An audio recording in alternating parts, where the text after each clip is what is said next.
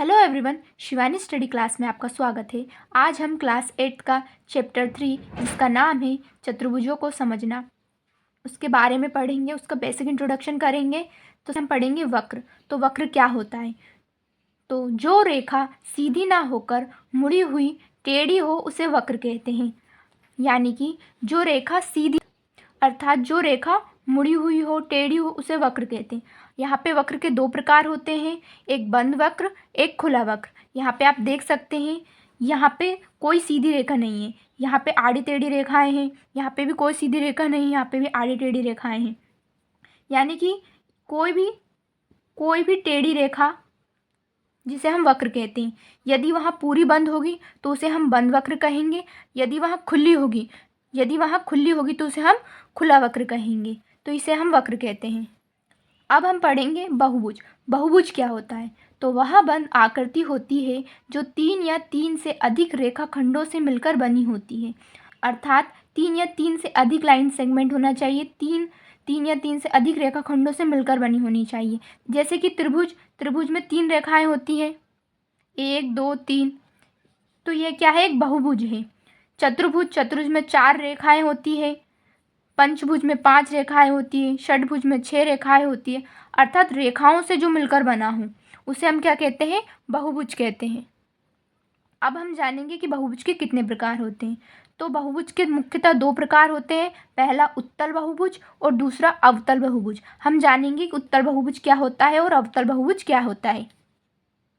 तो उत्तल बहुभुज, जिस बहुभुज के सभी आंतरिक कोण 180 डिग्री से कम हो, आंतरिक कोण यानी कि अंदर के कोण 180 डिग्री से कम हो, उसे हम उत्तल बहुभुज कहते हैं। उदाहरण में हम देख सकते हैं त्रिभुज के जो हमें यहाँ कोण दिए हुए हैं उनका जो आंतरिक कोण है वो 180 डिग्री से कम है। ऐसे ही पंचभुज में ये जो कोण दिए हुए हैं पंचभुज के, ये भी 180 डिग्री से कम है। यानी कि एक ऐसा बहुभुज जिसका आंतरिक कोण क्या हो, 180 डिग्री से कम हो, उसे हम उत्तल बहुभुज कहते हैं। यहाँ पे भी इन सभी कोणों का मान क्या है? 180 डिग्री से कम है। आप देख सकते हैं आयत के जो कोण हैं वो भी 180 डिग्री से कम है। और हम जानते हैं कि आयत के जो कोण होते हैं वो क्या होते हैं? 90 डिग्री के होते हैं। यानी कि 180 डिग्री से ये कम हुए। यहाँ पे भी आप देख सकते हैं, यहाँ पे भी 90 डिग्री का कोण बन रहा है, यानी कि ये भी 180 डिग्री से कम है। यहाँ पे 90 डिग्री से कम का कोण बन रहा है, यानी कि ये भी 180 डिग्री से कम है। तो ये क्या हुआ? उत्तल बहुभुज हुआ। तो उत्तल बहुभुज को याद करने की छोटी सी ट्रिक है कि जिस बहुभुज में कोई भी हिस्सा अंदर की ओर धंसा हुआ ना हो उसे हम क्या कहते हैं? उत्तल बहुभुज कहते हैं। यहाँ पे आप उदाहरण की सहायता से देख सकते हैं, त्रिभुज दिया हुआ है हमें। तो जो त्रिभुज दिया हुआ है तो इसका जो कोण है ये अंदर की ओर धंसा हुआ नहीं है, इसका जो कोना है बाहर की ओर निकला हुआ है। जैसे कि ये पंचभुज है, आप देख सकते हैं कि पंचभुज में जो कोई भी हिस्सा है या इसका कोई भी हिस्सा कैसा है? अंदर की ओर धंसा हुआ नहीं है, सब बाहर की ओर निकले हुए हैं। यहाँ पे पंचभुज का ये मान लीजिए कोना यहाँ पे बाहर की ओर निकला हुआ है, ये भी बाहर की ओर निकला है। तो ये क्या है? सब उत्तल बहुभुज है। अब हम जानेंगे कि अवतल बहुभुज क्या होता है। तो अवतल बहुभुज वह होता है जिसका कम से कम एक आंतरिक कोण 180 डिग्री से बड़ा होता है। यानी कि ये हमारे पास अवतल बहुभुज का एक उदाहरण है। यहाँ पे आप देख सकते हैं कि जो अवतल बहुभुज हमें दिया हुआ है इसका जो कोण है वो 180 डिग्री से बड़ा है। यहाँ पे हम सभी कोणों की बात नहीं करेंगे, कम से कम एक कोण क्या होना चाहिए? 180 डिग्री से बड़ा होना चाहिए। और इसे याद करने की भी एक ट्रिक है कि अवतल बहुभुज का कोई भी एक भाग अंदर की ओर धंसा हो। यानी कि जैसे आप यहाँ पे देख सकते हैं, यहाँ पे एक हमें जो भाग दिया हुआ है, कोना दिया हुआ है, वो कैसा है? अंदर की ओर धंस रहा है, ना कि बाहर की ओर निकल रहा है। यदि ये बाहर की ओर निकलता तो हम उसे उत्तल बहुभुज कह सकते हैं, परंतु यहाँ अंदर की ओर धंस रहा है कि इसका जो मान है वो 180 डिग्री से बड़ा है। ऐसे यहाँ पे हम देख सकते हैं इसका कोना भी अंदर की ओर झुक रहा है, इसका कोना भी अंदर की ओर झुक रहा है, यानी कि इसका मान भी क्या है? 180 डिग्री से अधिक है। भले ही इनका मान 90 डिग्री हो, ये समकोण बन रहा है यहाँ पे, भले इनका मान 90 डिग्री हो, परंतु कम से कम एक कोण कैसा होना चाहिए? 180 डिग्री से बड़ा होना चाहिए। तो इसे हम अवतल बहुभुज कहते हैं। अब हम पढ़ेंगे अवतल बहुभुज। तो अवतल बहुभुज क्या होता है? अवतल बहुभुज वह होता है जिसका कम से कम एक आंतरिक कोण 180 डिग्री से बड़ा होता है। यानी कि कोई भी कोण होगा उसका जो आंतरिक कोण होगा वो कैसा होना चाहिए? 180 डिग्री से बड़ा होना चाहिए। जरूरी नहीं कि उसके जो सभी कोण है वो 180 डिग्री से बड़े हों, बस कम से कम एक कोण 180 डिग्री से बड़ा होना चाहिए। यहाँ पे एक उदाहरण की सहायता से हम देख सकते हैं। यहाँ पे आप देख सकते हैं, यहाँ पे जो हमारा आंतरिक कोण जो बन रहा है, ये जो आंतरिक कोण अंदर की ओर बन रहा है, ये 180 डिग्री से क्या है, ये 180 डिग्री से अधिक है। ये 180 डिग्री से क्या है, 180 डिग्री से है अधिक है। और बाकी की ये जो कोण है, ये तो बाकी के ये जो कोण है ये 180 डिग्री से कम है। हम क्लियरली देख सकते हैं ये बात। तो अवतल बहुभुज में क्या होना चाहिए, कम से कम एक कोण 180 डिग्री से अधिक होना चाहिए। आंतरिक कोण की बात कर रहे हैं, अंदर का कोण, बाहर के कोण की बात नहीं कर रहे हैं। अब जैसे दूसरा उदाहरण, यहाँ पे जो दो कोण बन रहे हैं ये 90 डिग्री के बन रहे हैं, परंतु यहाँ पे जो तीसरा कोण बन रहा है, जो तीसरा कोण आंतरिक कोण जो बन रहा है वो हमारा क्या है, 180 डिग्री से अधिक है। तो ये भी क्या हुआ, अवतल बहुभुज हुआ। इसको याद करने की एक छोटी सी ट्रिक भी है। अवतल बहुभुज का कम से कम कोई एक भाग अंदर की ओर धंसा हो, यानी कि यहाँ पे हम देख सकते हैं इसका जो कोई भी एक भाग, यानी कि ये भाग है जो अंदर की ओर धंसा हुआ है, बाहर की ओर नहीं निकला हुआ है। कैसा है, ये अंदर की ओर धंसा हुआ है, यानी कि ये क्या हुआ, अवतल बहुभुज हुआ। अंदर की ओर धंसा होगा तो इसका जो कोण बनेगा वो कैसा बनेगा, 180 डिग्री से बड़ा बनेगा। अगर ये बाहर की ओर निकलता तो इसका जो कोण बनता वो 180 डिग्री से कम बनता, तो उत्तल बहुभुज होता है। तो इसमें जो कोण है वो अंदर की ओर धंसा हुआ है, यानी कि इसका जो कोण बन रहा है वो कैसा बन रहा है, 180 डिग्री से बड़ा बन रहा है, इसलिए कैसा बहुभुज है, ये अवतल बहुभुज है। अब हम पढ़ेंगे समबहुभुज। तो समबहुभुज क्या होता है, जिस बहुभुज की सभी भुजाएं बराबर और सभी कोण बराबर होते हैं उसे हम समबहुभुज कहते हैं। यानी कि हम देख सकते हैं हमारे पास हमें वर्ग दिया हुआ है और हम जानते हैं कि वर्ग की जो सभी भुजाएं होती हैं वो सभी भुजाएं क्या होती हैं, बराबर होती हैं। और जो वर्ग के जो कोण होते हैं वो भी कैसे होते हैं, बराबर होते हैं। यानी कि यहाँ पे 90 डिग्री, हम जानते हैं वर्ग का जो एक कोण होता है वो कैसा होता है, 90 डिग्री का होता है। ये सभी कोण क्या है, 90 डिग्री के, और इसकी भुजाएं भी क्या है, समान है। तो ये कैसा बहुभुज हुआ, समबहुभुज हुआ। ऐसे हम देख सकते हैं पंचबहुभुज। पंचबहुभुज भी कैसा है, समबहुभुज है, क्योंकि इसकी जो सभी भुजाएं वो कैसी है, बराबर है, और इसके जो सभी कोण है, इसके जो सभी कोण है वो भी कैसे है, बराबर है। तो ये कैसा बहुभुज हुआ, पंचबहुभुज हुआ। अब हम देखेंगे कि विषम बहुभुज क्या होता है। तो जिस बहुभुज की सभी भुजाएं बराबर नहीं होती या सभी कोण बराबर नहीं होते उसे विषम बहुभुज कहते हैं। मैं एक उदाहरण दिया हुआ है, ये आयात है। आयात में हम जानते हैं कि इसकी दो सम्मुख भुजाएं कैसी होती है, बराबर होती है। यानी कि ये भुजा बराबर है और ये भुजा बराबर है, और ये दोनों भुजाएं बराबर, यानी कि हम मान सकते हैं जैसे कि 5 सेंटीमीटर है तो ये इसकी सम्मुख भुजाएं भी कैसी होगी, 5 सेंटीमीटर होगी। और ये 10 सेंटीमीटर है तो इसकी सम्मुख भुजा भी कैसी होगी, 10 सेंटीमीटर होगी। तो ये कैसा बहुभुज है, ये विषम बहुभुज है। और इसके जो कोण है, 90 डिग्री के, इसके जो सभी कोण कैसे हैं, 90 डिग्री के, परंतु ये विषम बहुभुज है क्योंकि इसकी सभी भुजाएं तो समान नहीं है। इसकी सम्मुख भुजाएं समान है परंतु सभी भुजाएं समान नहीं, इसलिए कैसा हुआ, विषम बहुभुज हुआ। ऐसे ही हम ले सकते हैं समचतुर्भुज। हम जानते हैं कि समचतुर्भुज की जो सभी भुजाएं कैसी होती है, बराबर होती है। इसकी सभी भुजाएं तो बराबर है परंतु क्या इसके सभी कोण बराबर होते हैं, तो नहीं, इसके सभी कोण बराबर नहीं होते। इसके आमने सामने के कोण बराबर होंगे, यानी कि अगर ये 30 डिग्री का है तो ये भी 30 डिग्री का होगा, परंतु ये दोनों अलग होंगे। ये 30 डिग्री का है तो ये भी 30 डिग्री का होगा, और यदि ये 40 डिग्री का है तो ये भी 40 डिग्री का होगा, यानी कि इसके सम्मुख कोण बराबर होते हैं। तो ये कैसा हुआ, विषम बहुभुज हुआ। सम बहुभुज यानी कि या तो भुजाएं बराबर होंगी पर कोण बराबर नहीं होंगे, या तो फिर कोण बराबर होंगे और भुजाएं बराबर नहीं होगी। तो कैसा बहुभुज हुआ, विषम बहुभुज। विषम बहुभुज यानी कि या तो उसकी भुजाएं बराबर होंगी पर कोण बराबर नहीं होंगे, या तो फिर उसके कोण बराबर होंगे या फिर भुजाएं बराबर नहीं होगी। तो कैसा बहुभुज होगा, वो विषम बहुभुज होगा।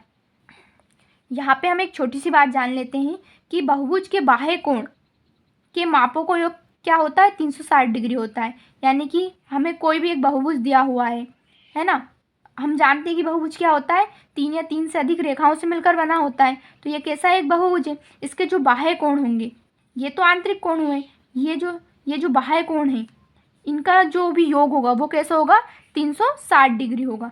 कोणों का मापों को योग क्या होगा, 360 डिग्री होगा। अब हम पढ़ेंगे चतुर्भुज के प्रकार। चतुर्भुज मुख्यतः 6 प्रकार के होते हैं। सबसे पहला है समबलम चतुर्भुज। तो समबलम चतुर्भुज क्या होता है, जिसमें कम से कम एक जोड़ी भुजाएं समांतर होती है। यानी कि हमें यहाँ पे एक समबलम चतुर्भुज दिया हुआ है जिसमें आमने सामने की भुजा कैसी है, बराबर है, परंतु ये वाली भुजा और ये वाली भुजा कैसी है, भिन्न है। यानी कि यदि ये 5 सेंटीमीटर की होगी तो ये भी 5 सेंटीमीटर की होगी, परंतु मान लो ये 3 सेंटीमीटर की है तो ये तो 3 सेंटीमीटर की नहीं है, ये तो कम से कम 7 सेंटीमीटर की होगी। तो कैसा हुआ, ये समबलम चतुर्भुज हुआ। अब हम पढ़ेंगे समांतर चतुर्भुज। समांतर चतुर्भुज क्या होता है, जिसकी आमने सामने की भुजाएं कैसी हो, समान हो। यहाँ पे हमें एक समांतर चतुर्भुज दिया हुआ है, आप देख सकते हैं यहाँ पे जो आमने सामने की भुजाएं हैं वो कैसी है, समान है। ये भी आमने सामने की भुजाएं यानी कि ये भी समान हुए। यानी कि मान लीजिए यदि ये 3 सेंटीमीटर है तो ये भी 3 सेंटीमीटर होगा। आमने सामने की भुजा कैसी है, समान है। यदि ये 5 सेंटीमीटर है तो ये भी क्या होगा, 5 सेंटीमीटर होगा। आमने सामने की भुजा कैसी है, समान है, तो उसे हम क्या कहते हैं, समांतर चतुर्भुज कहते हैं। अब हम पढ़ेंगे आयत। तो आयत क्या होता है, जिसके सभी कोण 90 डिग्री के होते हैं तथा आमने सामने की भुजा कैसी होती है, बराबर होती है। यहाँ पे देख सकते हैं इसके जो सभी कोण कैसे हैं, 90 डिग्री के हैं। एक समकोण बना रहे हैं, 90 डिग्री के कोण है और आमने सामने की भुजा कैसी है, बराबर है। यानी कि मान लीजिए यदि ये 7 सेंटीमीटर है तो ये भी कैसी होगी, 7 सेंटीमीटर होगी। यदि ये 7 सेंटीमीटर है तो ये भी कैसा होगा, 7 सेंटीमीटर होगा। और यदि ये 5 सेंटीमीटर है तो ये भी कैसा होगा, 5 सेंटीमीटर होगा। तो यानी कि आमने सामने की भुजाएं कैसी होनी चाहिए, बराबर होनी चाहिए। और 90 डिग्री का कोण बनता है प्रत्येक कोने पर, 90 डिग्री का कोण बन रहा है प्रत्येक कोने पर, यानी कि क्या हुआ, ये आयत हुआ। अब वर्ग क्या होता है, सभी भुजाएं बराबर और सभी कोण 90 डिग्री के होते हैं। वर्ग में हम जानते हैं कि सभी भुजाएं कैसी होती हैं, बराबर होती है। यानी कि ये 2 सेंटीमीटर की है तो ये भी 2 सेंटीमीटर का होगा, ये भी 2 सेंटीमीटर का होगा, ये भी 2 सेंटीमीटर का होगा। यानी कि सभी भुजाएं कैसी होंगी, बराबर होंगी। और कोने, इनके जो कोने हैं यहाँ पे कैसा, कितने डिग्री का, और जो ये कोण है यहाँ पे कितने डिग्री का कोण बनेगा, 90 डिग्री का कोण बनेगा। यानी कि वर्ग की सभी भुजाएं कैसी होती है, बराबर होती है और 90 डिग्री का कोण बनाती है। सभी भुजाओं पर 90 डिग्री का कोण बन रहा है और इसके विकर्ण एक दूसरे को 90 डिग्री पे काटते हैं। यानी कि यहाँ से हम विकर्ण खींचेंगे, ये हमने विकर्ण खींचे तो यहाँ पे जो कोण बनेगा वो कैसा बनेगा, 90 डिग्री का बनेगा। यहाँ पे कोण कैसा बनेगा, 90 डिग्री का बनेगा। तो इसके विकर्ण एक दूसरे को कैसे काटते हैं, 90 डिग्री पे काटते हैं। यहाँ पे ध्यान से देखेंगे तो यहाँ पे ये लाइन एक कोण बना रही है और यहाँ पे कितने डिग्री का कोण बन रहा है, 90 डिग्री का कोण बन रहा है। ऐसे यहाँ पे और यहाँ पे एक समकोण बन रहा है, यानी कि यहाँ पे भी कितने डिग्री का कोण बन रहा है, 90 डिग्री का बन रहा है। ऐसे ही यहाँ पे भी 90 डिग्री का कोण बनेगा और यहाँ पे भी 90 डिग्री का कोण बनेगा। यानी कि वर्ग के विकर्ण एक दूसरे को 90 डिग्री पर काटते हैं। पढ़ेंगे समचतुर्भुज। तो समचतुर्भुज सभी भुजाएं बराबर होती हैं तथा विपरीत कोण बराबर होते हैं। यहाँ पे देख सकते हैं, यहाँ पे एक समचतुर्भुज दिया हुआ है। यहाँ पे इसके जो सभी भुजाएं, ये सभी भुजाएं बराबर है। यानी कि यदि ये भुजा 3 सेंटीमीटर की है तो ये भी 3 सेंटीमीटर की होगी, ये भी 3 सेंटीमीटर की होगी और ये भी 3 सेंटीमीटर की होगी। परंतु जो कोण है इसके विपरीत कोण क्या होते हैं, बराबर होते हैं। यानी कि यदि ये कोण हमारा 40 डिग्री का है तो ये कोण भी हमारा 40 डिग्री का होगा। यदि ये कोण हमारा 50 डिग्री का है तो ये कोण भी हमारा कैसा होगा, 50 डिग्री का होगा। यानी कि विपरीत कोण कैसे होते हैं, बराबर होते हैं। इसके जो सभी विकर्ण हैं एक दूसरे को 90 डिग्री पे काटते हैं। जैसे कि हम यहाँ पे विकर्ण खींचेंगे, यहाँ पे हमने विकर्ण खींचा तो ये हमारा समकोण बन रहा है। यहाँ पे एक समकोण बन रहा है, यहाँ पे एक समकोण बन रहा है और यहाँ भी एक समकोण बन रहा है। यानी कि एक दूसरे को कैसे काट रहे हैं, 90 डिग्री पे काट रहे हैं। तो ये क्या हुआ, एक समचतुर्भुज हुआ। अब हम पढ़ेंगे पतंगाकार चतुर्भुज। तो पतंगाकार चतुर्भुज क्या होता है, दो पास वाली भुजाएं बराबर होती हैं। यानी कि यहाँ पे आप देख सकते हैं ये वाली भुजा और ये वाली भुजा, यानी कि पास पास की भुजा कैसी है, बराबर है। ये वाली भुजा और ये वाली भुजा कैसी है, बराबर है। इसके विकर्ण एक दूसरे को 90 डिग्री पे काटते हैं। यानी कि यदि हम विकर्ण खींचेंगे तो यहाँ पे जो विकर्ण प्रतिच्छेद होंगे यहाँ पे 90 डिग्री का कोण बनाएंगे। सीधी लाइन है यानी कि 90 डिग्री का कोण बन रहा है। ये एक त्रिभुज बन रहा है, ये एक त्रिभुज बन रहा है, ये एक त्रिभुज बन रहा है और ये एक त्रिभुज बन रहा है। यानी कि यहाँ पे 90 डिग्री का कोण बन रहा है। समकोण त्रिभुज है ये एक समकोण त्रिभुज है। यानी कि इसके विकर्ण एक दूसरे को 90 डिग्री पर काट रहे हैं। ये बात सही है कि आपने पतंग देखी होगी। पतंग कैसी होती है, उसकी दो जो भुजाएं होती है, पास पास वाली भुजाएं कैसी होती है, बराबर होती है। पतंग का आकार कुछ इस प्रकार का होता है, ऐसा। ये पतंग होती है हमारी इस प्रकार की। तो ये कैसी है, इसकी ये वाली भुजा और ये वाली भुजा कैसी हुई, बराबर हुई। यानी कि पास पास वाली भुजा कैसी हुई, बराबर हुई। ये वाली भुजा और ये वाली भुजा कैसी हुई, बराबर हुई। ऐसे हमारी पतंग की संरचना होती है, यानी कि उसकी पास पास वाली भुजाएं कैसी होती है, बराबर होती हैं। और विकर्ण, जो हमने विकर्ण खींचे वो एक दूसरे को कैसे करते हैं, 90 डिग्री पर काटते हैं। यहाँ पे भी 90 डिग्री का कोण बन रहा है, यहाँ पे भी, यहाँ पे भी और यहाँ पे भी। तो इसे हम बोलते हैं पतंगाकार चतुर्भुज। तो आशा है आपको यह वीडियो पसंद आई होगी। तो वीडियो को लाइक करें और चैनल को सब्सक्राइब करें। धन्यवाद।